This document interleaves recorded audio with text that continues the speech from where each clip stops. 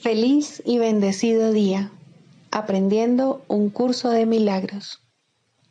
El secreto de la verdadera oración es olvidarte de las cosas que crees necesitar. Pedir algo específico es igual que ver el pecado primero y luego perdonarlo.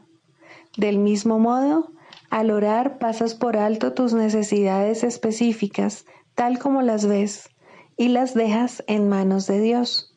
Ahí se convierten en los regalos que le haces, pues le dicen que no antepondrás otros dioses a Él, ni que quieres otro amor que el suyo.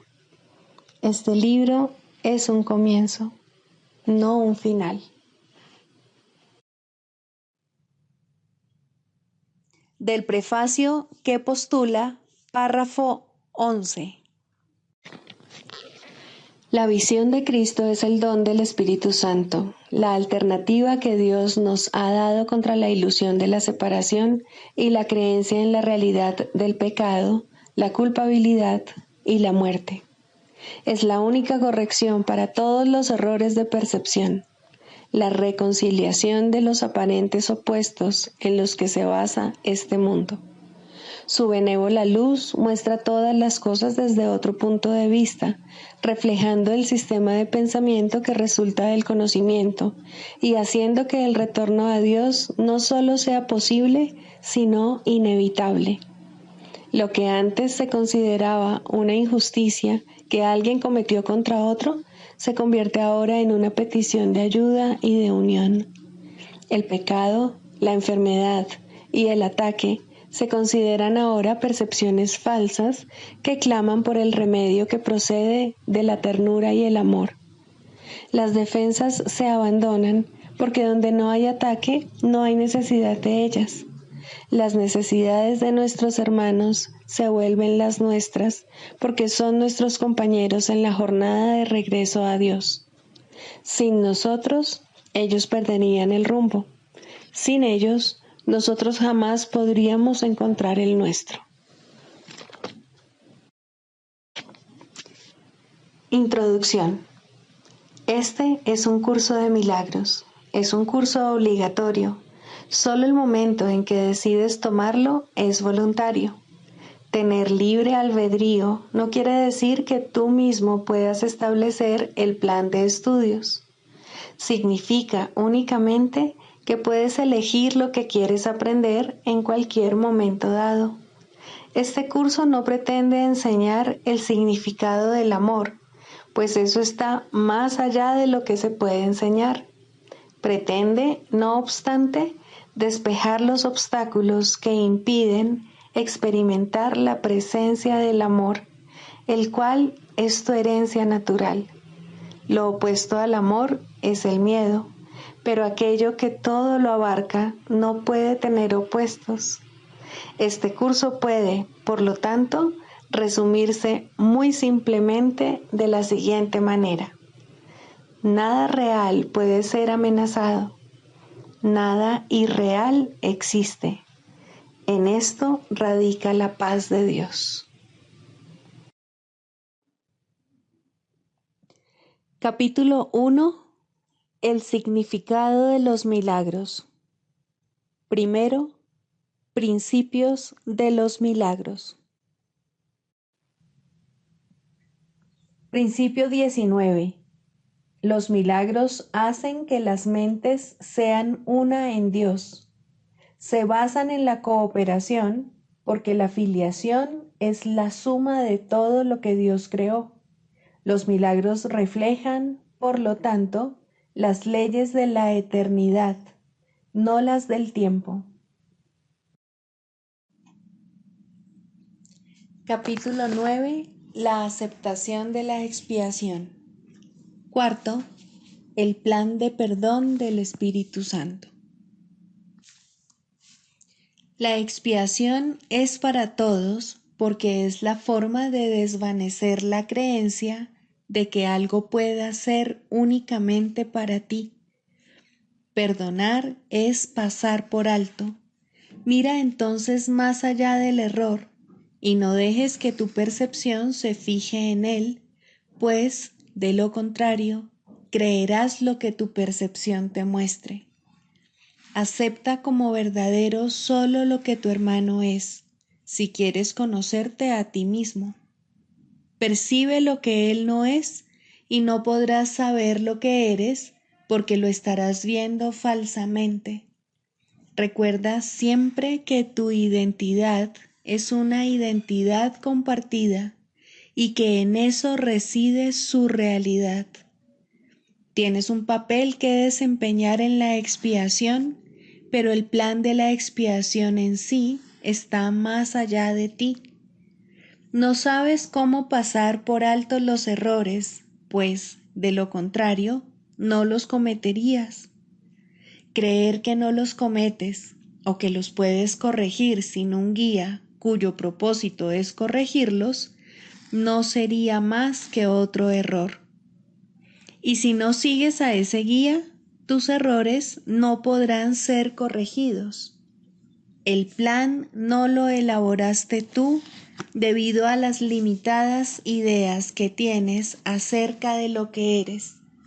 De esta sensación de limitación es de donde emanan todos los errores.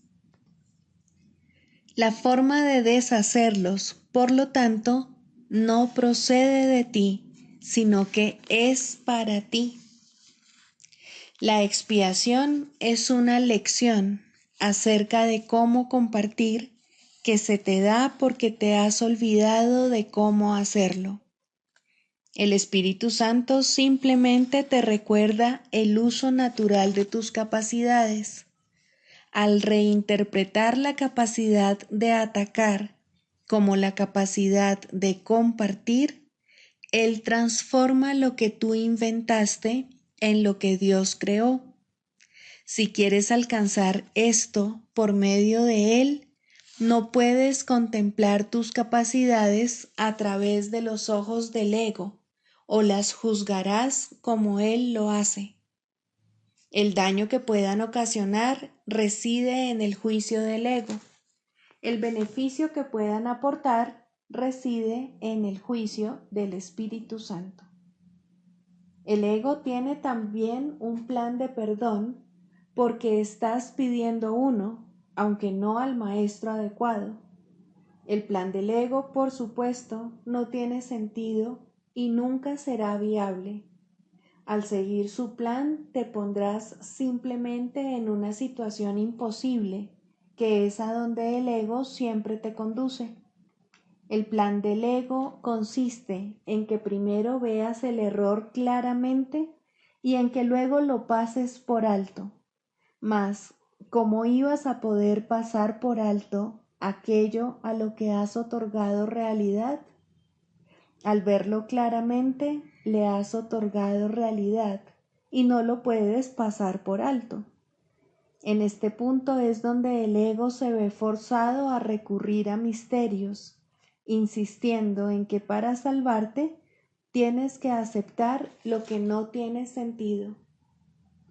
Son muchos los que han tratado de hacer esto en mi nombre, olvidándose de que mis palabras tienen perfecto sentido porque proceden de Dios. Son tan sensatas ahora como lo fueron siempre, porque expresan ideas que son eternas. El perdón que se aprende de mí no se vale del miedo para deshacer el miedo, ni tampoco otorga realidad a lo que es irreal para más tarde destruirlo. Perdonar a través del Espíritu Santo consiste simplemente en mirar más allá del error desde un principio, haciendo que, de esta manera, nunca sea real para ti. No dejes que ninguna creencia que afirme que el error es real se infiltre en tu mente, o creerás también que para poder ser perdonado, tienes que deshacer lo que tú mismo has hecho. Lo que no tiene efectos no existe, y para el Espíritu Santo, los efectos del error son inexistentes. Mediante la cancelación progresiva y sistemática de los efectos de todos los errores en todas partes y con respecto a todo, el Espíritu Santo enseña que el ego no existe y lo demuestra. Sigue, pues, las enseñanzas de perdón del Espíritu Santo, porque el perdón es su función y Él sabe cómo llevarla a cabo perfectamente. Eso es lo que quise decir cuando dije que los milagros son naturales y que cuando no ocurren es que algo anda mal. Los milagros son simplemente la señal de que estás dispuesto a seguir el plan de salvación del Espíritu Santo y de que reconoces que no sabes lo que dicho plan es. La función que a Él le corresponde llevar a cabo no es la que te corresponde a ti, y a menos que aceptes esto, no podrás saber cuál es tu función. La confusión de funciones es una característica tan típica del ego que a estas alturas ya deberías estar familiarizado con ella. El ego cree que es él quien debe llevar a cabo todas las funciones, si bien no tiene la menor idea de lo que éstas son. Esto es algo más que una simple confusión. Es una combinación especialmente peligrosa de grandiosidad y confusión que predispone al ego a atacar a cualquier persona o a cualquier cosa sin ningún motivo aparente. Esto es exactamente lo que el ego hace. Sus reacciones son imprevisibles porque no tiene idea de lo que percibe. Si no tienes idea de lo que está ocurriendo, ¿cómo puedes esperar reaccionar debidamente? Podrías preguntarte, independientemente de cómo expliques la reacción, si el carácter imprevisible del ego justifica que le des un puesto de confianza como guía tuyo. Déjame repetir que las cualificaciones del ego como guía son notoriamente deficientes y que elegirle como tu maestro de salvación es una pésima elección. El que elige un guía completamente demente no puede por menos que ser completamente demente él mismo. No es cierto tampoco que no te des cuenta de que este guía es demente. Te das cuenta de ello porque yo me doy cuenta y tú lo juzgas siguiendo el mismo criterio que sigo yo. El ego vive literalmente de tiempo prestado y sus días están contados. No tengas miedo del juicio final, sino que, por el contrario, dale la bienvenida sin más demora, pues el tiempo de que el ego dispone lo toma prestado de tu eternidad. Este es el segundo advenimiento, el cual se concibió para ti de la misma manera en que el primero fue creado. El segundo advenimiento es simplemente el retorno de la cordura. ¿Cómo iba a ser esto temible? ¿Qué podría ser temible sino las fantasías? ¿Y quién recurre a fantasías a menos que haya perdido toda esperanza de poder encontrar satisfacción en la realidad? Es indudable, no obstante, que jamás encontrarás satisfacción en fantasías, de manera que tu única esperanza es cambiar de parecer con respecto a tu realidad. Únicamente si tu decisión de que la realidad es temible es errónea, puede Dios estar en lo cierto. Y yo te aseguro que Dios está en lo cierto. Alégrate, pues, de haber estado equivocado, mas ello solo se debió a que no sabías quién eras. De haberlo sabido, no te habrías podido equivocar, de la misma manera en que Dios no puede equivocarse. Lo imposible solo puede tener lugar en fantasías. Cuando buscas la realidad en fantasías, no la puedes encontrar. Los símbolos de las fantasías pertenecen al ámbito del ego y de estos puedes encontrar una infinidad, mas no busques significado en ellos. Están tan desprovistos de significado como las fantasías en las que van entretejidos. Los cuentos de hadas pueden ser placenteros o atemorizantes, pero nadie cree que sean verdad. Tal vez los niños crean en ellos, y así, por algún tiempo, son verdad para ellos. Mas, cuando la realidad alborea, las fantasías desaparecen. En el ínterin, no obstante, la realidad no había desaparecido. El segundo advenimiento es la conciencia de la realidad, no su retorno. Criatura de Dios, mira, la realidad está aquí. Te pertenece a ti, a mí y a Dios, y nos satisface completamente a todos. Ser consciente de esto es lo único que sana, porque es la conciencia dula verdad.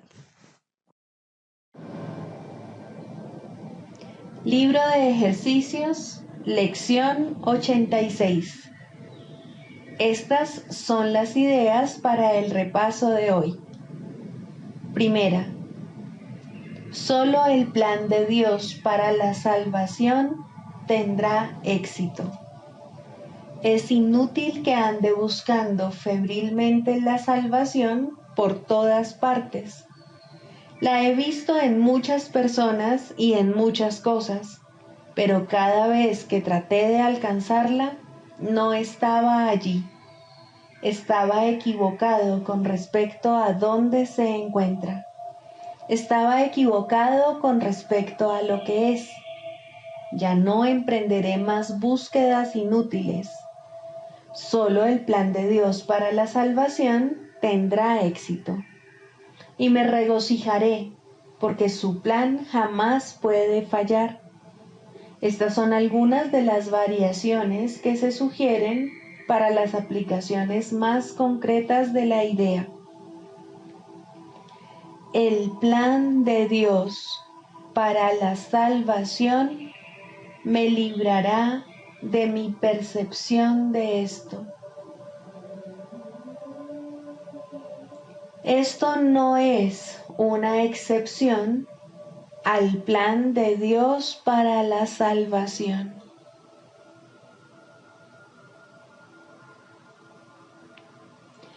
Quiero percibir esto únicamente a la luz del plan de Dios para la salvación.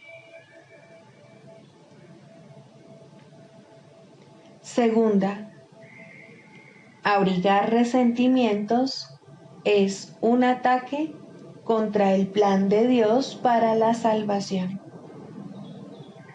Abrigar resentimientos es un intento de probar que el plan de Dios para la salvación fracasará. Sin embargo, solo su plan puede tener éxito. Al abrigar resentimientos, por lo tanto, estoy excluyendo de mi conciencia mi única esperanza de salvación.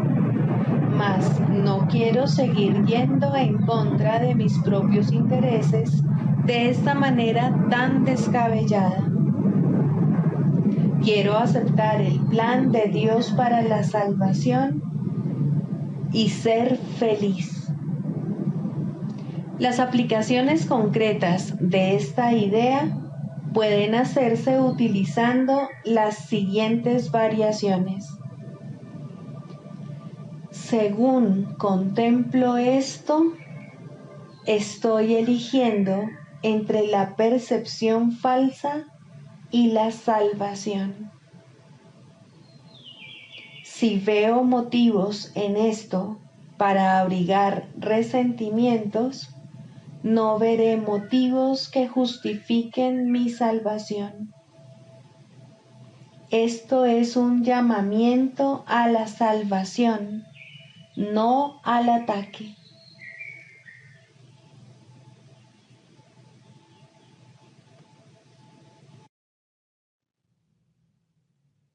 Del Manual para el Maestro, pregunta 4.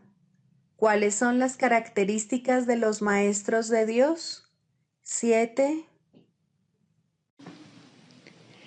Generosidad. La palabra generosidad tiene un significado especial para el Maestro de Dios. No es el significado usual de la palabra. De hecho, es un significado que tiene que aprenderse, y aprenderse muy bien. Al igual que todos los demás atributos de los maestros de Dios, esta se basa, a fin de cuentas, en la confianza, puesto que sin confianza nadie puede ser generoso en el verdadero sentido de la palabra. Para el mundo, generosidad significa dar en el sentido de perder. Para los maestros de Dios, generosidad significa dar en el sentido de conservar. Se ha hecho hincapié en esta idea a lo largo del texto, así como en el libro de ejercicios, pero tal vez sea más extraña para el pensamiento del mundo que muchas de las otras ideas de nuestro programa de estudios. Lo que la hace más extraña es el hecho de que es obviamente lo opuesto a la manera de pensar del mundo. De la manera más clara posible y en el más simple de los niveles, la palabra significa exactamente lo opuesto para los maestros de Dios que para el mundo. El maestro de Dios es generoso en interés propio, pero no nos referimos aquí al interés propio del ser del que el mundo habla. El maestro de Dios no quiere nada que él no pueda dar, pues se da cuenta de que, por definición, ello no tendría ningún valor para él. ¿Para qué lo iba a querer? Solo podría perder por su causa, no podría ganar nada. Por lo tanto, no busca nada que sea solo para él, ya que eso sería la garantía de que lo perdería. No quiere sufrir, porque entonces iba a querer buscarse dolor, pero sí quiere conservar todas las cosas que son de Dios y que, por ende, son para su Hijo. Esas son las cosas que le pertenecen. Esas sí que las puede dar con verdadera generosidad, conservándolas de este modo para sí mismo eternamente.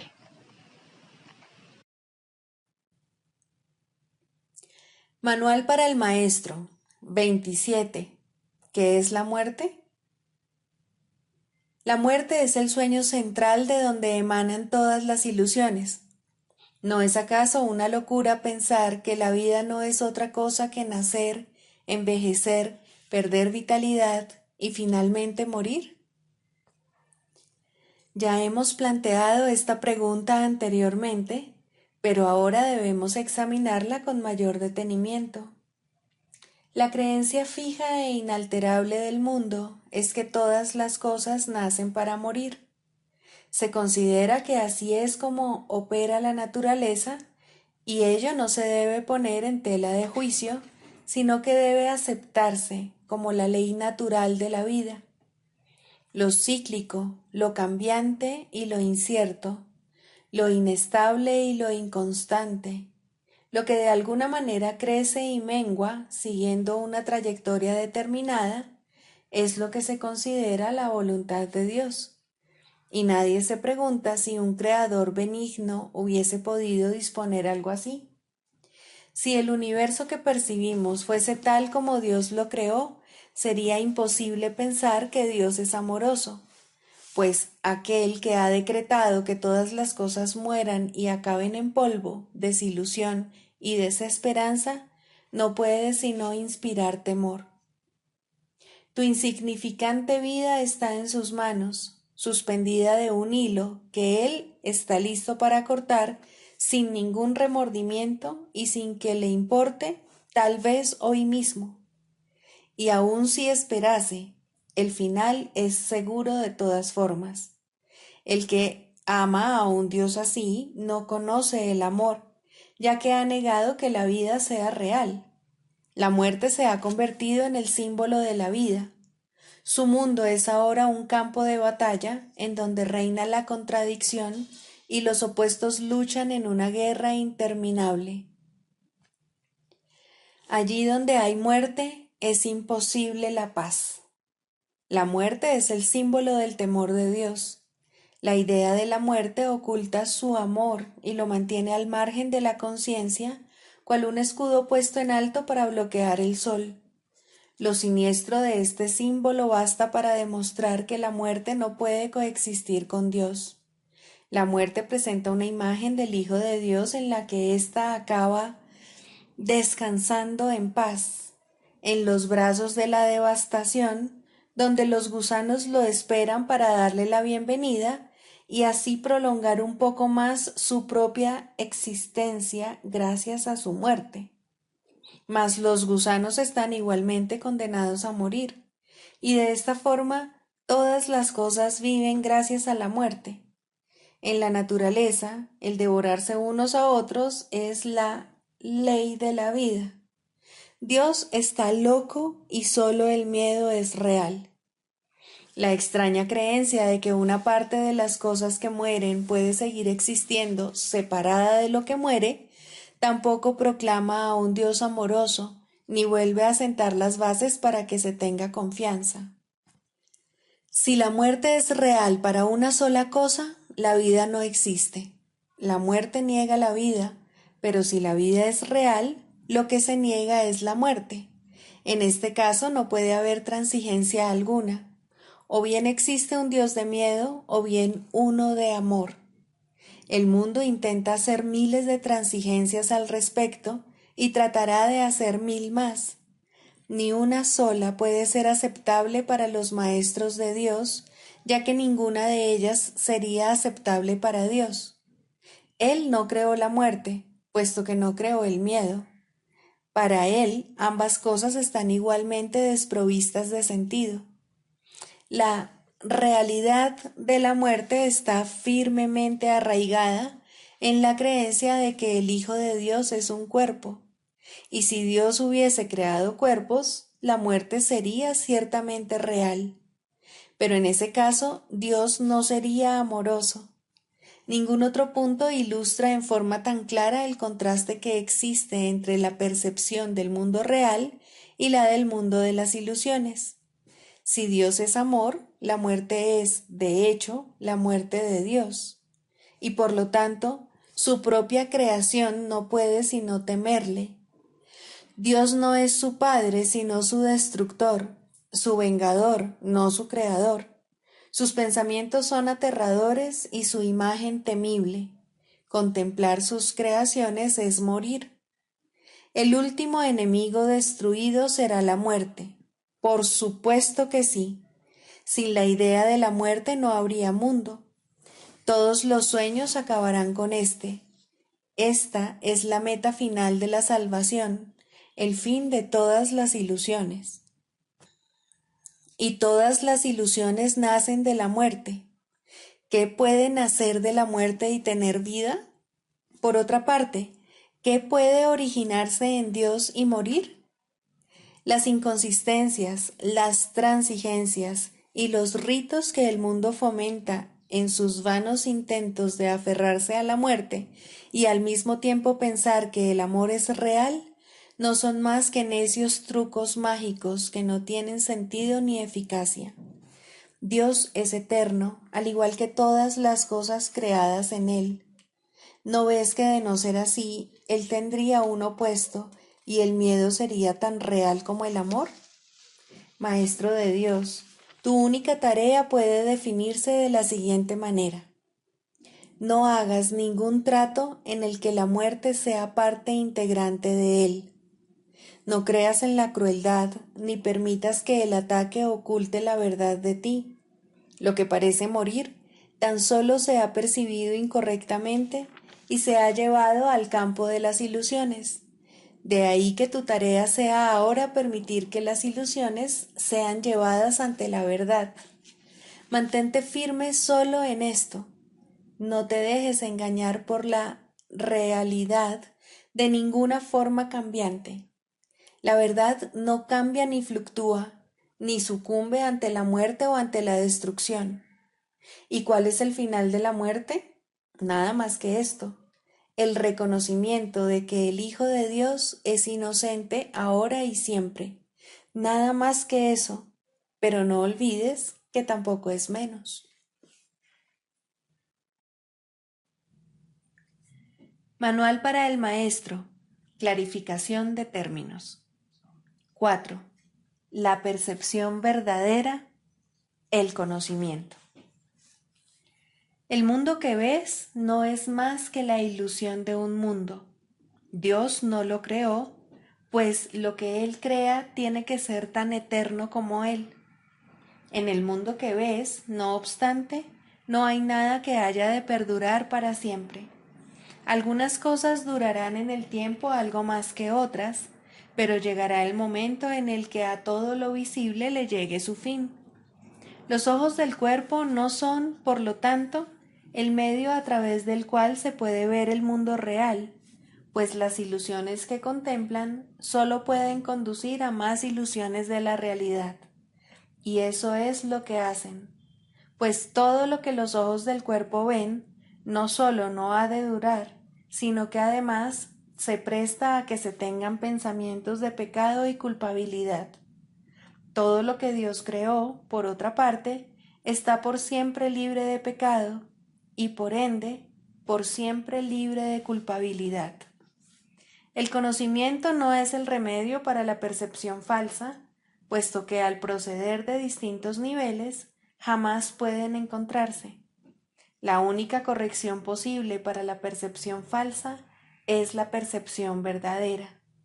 Esta no perdurará, pero mientras dure, su propósito será sanar. La percepción verdadera es un remedio que se conoce por muchos nombres. El perdón, la salvación, la expiación y la percepción verdadera son todos una misma cosa. Son el comienzo de un proceso cuyo fin es conducir a la unicidad que los trasciende a todos. La percepción verdadera es el medio por el que se salva al mundo de las garras del pecado, pues el pecado no existe. Y esto es lo que la percepción verdadera ve. El mundo se yergue como un sólido muro ante la faz de Cristo, pero la percepción verdadera lo ve solo como un frágil velo, tan fácil de descorrer que no podría durar más de un instante. Por fin se ve el mundo tal como es, y ahora no puede sino desaparecer, pues en su lugar ha quedado un espacio vacío que ha sido despejado y preparado. Donde antes se percibía destrucción, aparece ahora la faz de Cristo, y en ese instante el mundo queda olvidado, y el tiempo acaba para siempre al disolverse el mundo en la nada de donde provino. Un mundo perdonado no puede durar mucho. Era la morada de los cuerpos, pero el perdón mira más allá de ellos. En eso radica su santidad. Así es como sana. El mundo de los cuerpos es el mundo del pecado, pues sólo si el cuerpo existiese sería posible el pecado. El pecado acarrea culpabilidad tan irremediablemente como el perdón acaba con ella. Y una vez que ha desaparecido todo rastro de culpabilidad, ¿qué queda que pueda seguir manteniendo al mundo separado y fijo en su lugar? Pues la idea de lugar habrá desaparecido también junto con el tiempo.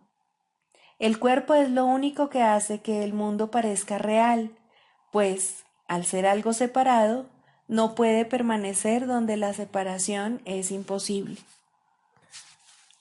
El perdón prueba que es imposible porque no lo ve, y lo que entonces pasas por alto deja de ser comprensible para ti, tal como una vez estabas seguro de su presencia. Este es el cambio que brinda la percepción verdadera. Lo que antes se había proyectado afuera, ahora se ve adentro, y ahí el perdón deja que desaparezca. Ahí se establece el altar al Hijo, y ahí se recuerda a su Padre. Ahí se llevan todas las ilusiones ante la verdad y se depositan ante el altar. Lo que se ve como que está afuera no puede sino estar más allá del alcance del perdón, pues parece ser por siempre pecaminoso. ¿Qué esperanza puede haber mientras se siga viendo el pecado como algo externo? ¿Qué remedio puede haber para la culpabilidad? Mas, al ver a la culpabilidad y al perdón dentro de tu mente, estos se encuentran juntos por un instante, uno al lado del otro, ante un solo altar. Ahí, por fin, la enfermedad y su único remedio se unen en un destello de luz curativa. Dios ha venido a proclamar lo que es suyo. El perdón se ha consumado. Y ahora el conocimiento de Dios, inmutable, absoluto, puro y completamente comprensible, entra en su reino. Ya no hay percepción, ni falsa ni verdadera. Ya no hay perdón, pues su tarea ha finalizado. Ya no hay cuerpos, pues han desaparecido ante la deslumbrante luz del altar del Hijo de Dios. Dios sabe que ese altar es el suyo, así como el de su Hijo. Y ahí se unen, pues ahí el resplandor de la faz de Cristo ha hecho desaparecer el último instante del tiempo, y ahora la última percepción del mundo no tiene propósito ni causa, pues ahí donde el recuerdo de Dios ha llegado finalmente, no hay jornada, ni creencia en el pecado, ni paredes, ni cuerpos. Y la sombría atracción de la culpabilidad y de la muerte se extingue para siempre. Oh hermanos míos, si tan solo supierais cuánta paz os envolverá y os mantendrá a salvo, puros y amados en la mente de Dios, no haríais más que apresuraros a encontraros con Él en su altar. Santificados sean vuestros nombres y el suyo, pues se unen ahí, en ese santo lugar. Ahí Él se inclina para elevaros hasta Él, liberándoos de las ilusiones para llevaros a la santidad, liberándoos del mundo para conduciros a la eternidad, liberándoos de todo temor y devolviéndoos al amor. 3. La práctica de la psicoterapia. Primero, la selección de pacientes. Todo aquel que se te envía es un paciente tuyo.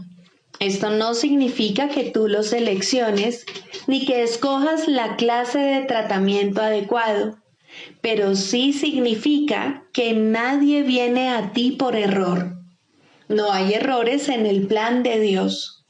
Sería un error, sin embargo, presumir que sabes lo que debe ofrecerse a todo el que viene.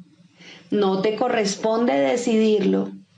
Hay una tendencia a asumir que se te llama constantemente a sacrificarte por aquellos que llegan.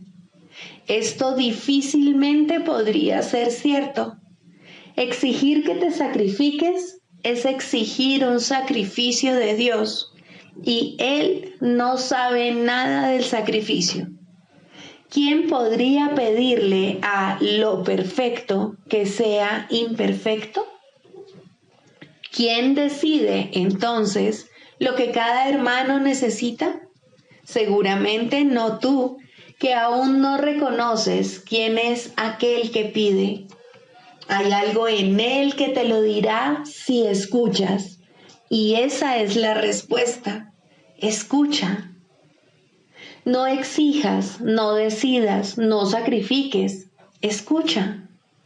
Lo que oyes es verdad. ¿Mandaría Dios su Hijo a ti sin estar seguro de que reconoces sus necesidades? Piensa lo que Dios te está diciendo. Él necesita que tu voz hable por Él. ¿Podría ser algo más santo? ¿O ser un regalo mayor para ti? ¿Preferirías escoger quién sería Dios o escuchar la voz de aquel que es Dios en ti? Tus pacientes no necesitan estar físicamente presentes para que les sirvas en el nombre de Dios. Esto puede ser difícil de recordar, pero Dios no va a consentir que sus regalos para ti se limiten a los pocos que en efecto ves. Puedes ver otros también, pues la visión no está limitada a los ojos del cuerpo. Algunos no necesitan tu presencia física, te necesitan tanto y tal vez más en el instante en que se envían. Los reconocerás en la forma que pueda ser más útil para ambos. No importa cómo vengan, serían enviados en la forma en que sea más útil. Un nombre, un pensamiento, una imagen, una idea, o tal vez simplemente una sensación de estar llegando a alguien en alguna parte. La unión está en las manos del Espíritu Santo. No se puede evitar lograrla. Un terapeuta santo, un maestro de Dios avanzado, nunca olvida una cosa. No fue él quien hizo el currículo de la salvación, ni quien estableció su parte en él. Entiende que su parte es necesaria para el todo y que a través de ella reconocerá el todo cuando su parte esté completa. Entre tanto, debe aprender, y sus pacientes son el medio que se le ha enviado para su aprendizaje. ¿Qué otra cosa sino gratitud podría sentir por ellos y hacia ellos? Traen consigo a Dios. ¿Rechazaría este regalo por un guijarro o cerraría la puerta al Salvador del mundo para dejar entrar a un fantasma? Que no traicione al Hijo de Dios. Quien lo llama está más allá de su comprensión, pero no se alegraría de poder responder cuando sólo así será capaz de escuchar la llamada y entender que es la suya.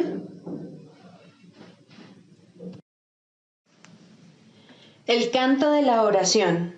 Segundo, la falsa curación en contraposición a la verdadera.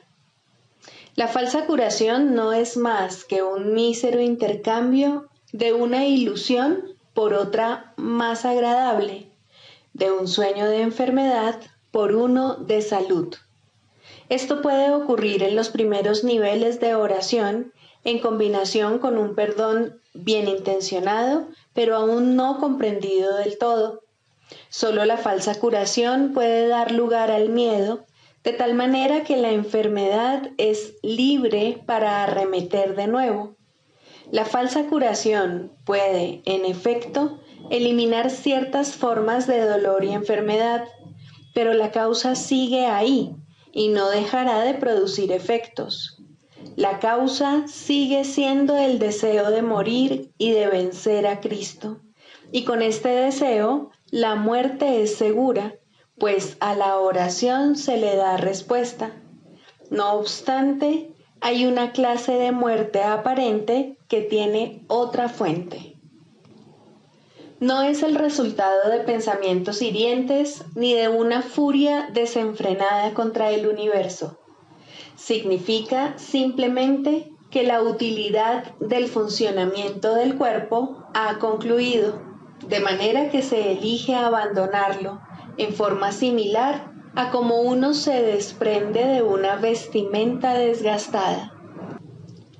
Esto es lo que debiera ser la muerte, una elección tranquila que se lleva a cabo felizmente y con una sensación de paz, pues el cuerpo se ha usado con bondad para ayudar al Hijo de Dios en el camino que lo lleva a su Padre.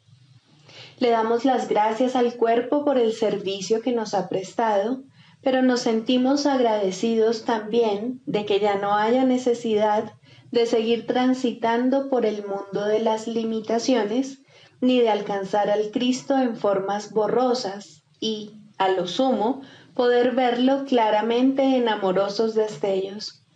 Ahora podemos contemplarle sin velos, en la luz que hemos aprendido a ver nuevamente. Llamamos a esto muerte, pero es libertad.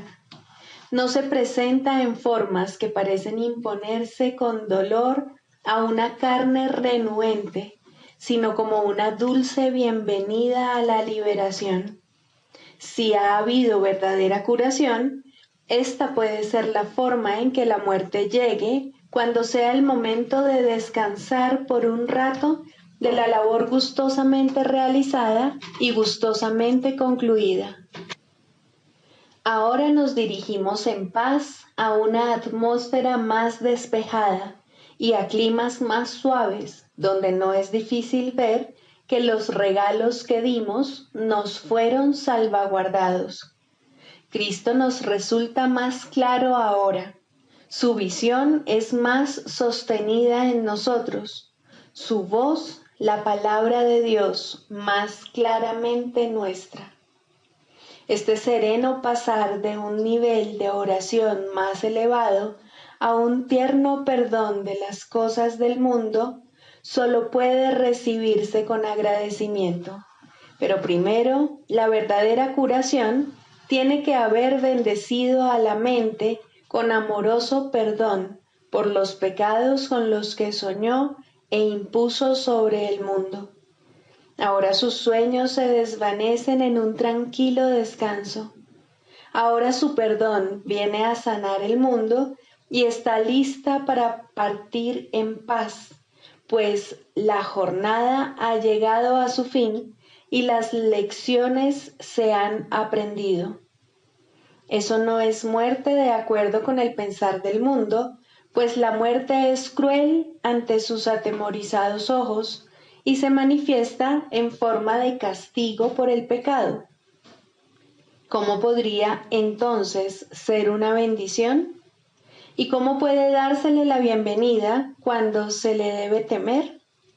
¿Qué curación ha tenido lugar en semejante visión de lo que no es, sino la apertura del portal a un nivel de oración más elevado y a la dispensación de una amorosa justicia? La muerte es una recompensa, no un castigo, pero este punto de vista solo puede proceder de una curación que el mundo no puede concebir. No hay tal cosa como una curación parcial. Lo que solo intercambia ilusiones no ha hecho nada. Lo que es falso no puede ser parcialmente cierto. Si has sanado, tu curación es total. El perdón es el único regalo que puedes dar y el único que puedes recibir. La falsa curación se basa en la sanación del cuerpo, pero deja la causa de la enfermedad intacta, lista para arremeter de nuevo hasta que, en aparente victoria, provoca una muerte cruel. Se puede mantener a raya por algún tiempo y puede haber un breve respiro mientras aguarda para descargar su venganza contra el Hijo de Dios. Mas no se puede superar hasta que toda la fe que se había depositado en ella se deje de lado y se ponga en cambio en el sustituto que Dios ha provisto para los sueños malvados, un mundo en el que no hay un velo de pecado que lo mantenga en las tinieblas y desconsolado. Por fin las puertas del cielo se abren de par en par y el Hijo de Dios es libre para entrar al hogar que está listo para darle la bienvenida y que fue preparado antes que el tiempo fuese y que aún continúa esperando por él.